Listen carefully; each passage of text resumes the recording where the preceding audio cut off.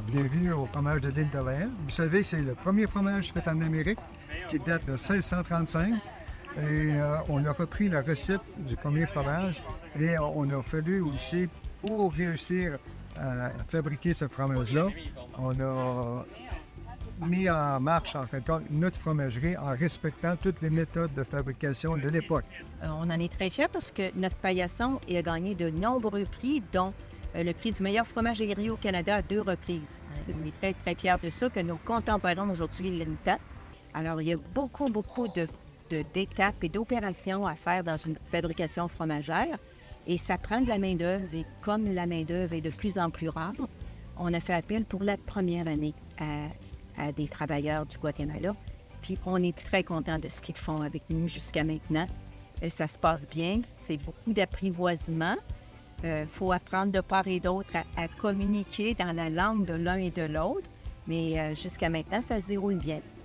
Muy buenos días, mi nombre es Sender Vanegas, soy de Guatemala, primera vez que vengo aquí a Canadá.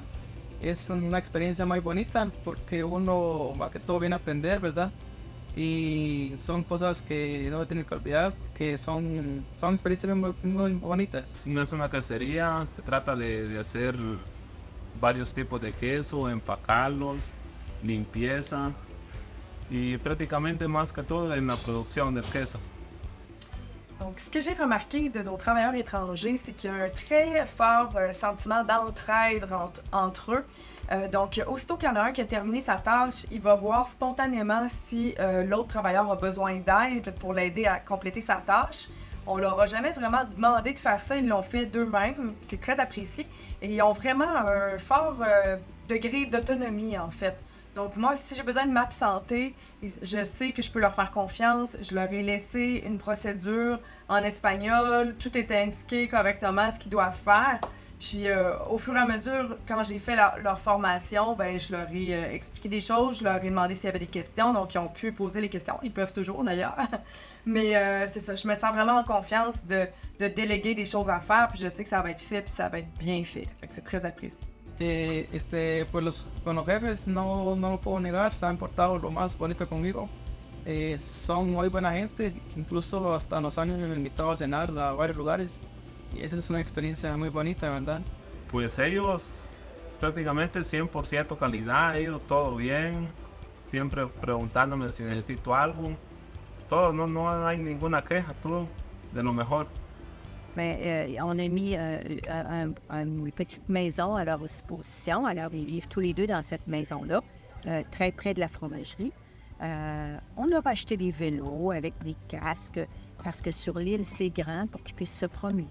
On les a amenés faire le tour de l'île d'Orléans. On a les amenés manger au restaurant, on va voir un spectacle en espagnol. Et on essaie de toutes sortes de façons de faire en sorte qu'ils se sentent bien intégrés.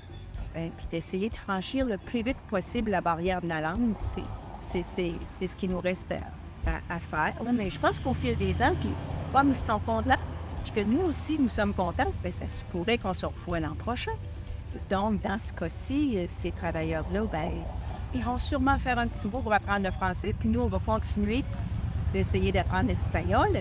D'ailleurs, jusqu'à maintenant, on fait des affiches, on utilise des logiciels pour se parler, on se fait des signes. ¿Cómo estás tú?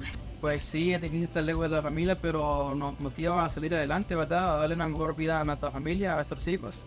Y claro, a pensar en el futuro, ya sea una casita o, no sé, poner un buen negocio allá, ¿verdad? Para salir adelante.